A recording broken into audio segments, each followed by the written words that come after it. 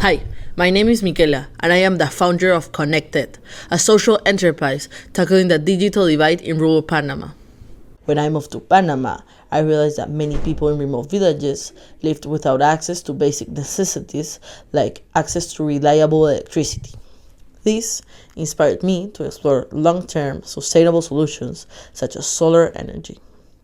Over the past year, I've been fortunate enough to install several solar panels in schools and homes in remote villages free of charge.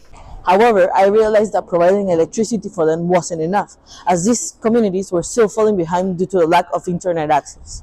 That's when ConnectED was born. ConnectED partners with NGOs and local businesses to provide subsidized solar-powered Wi-Fi hotspots, ensuring a reliable internet connection for low-income schools and public learning spaces. ConnectED is more than electricity and internet access. It's a bridge to make education and opportunities accessible for everyone in Panama.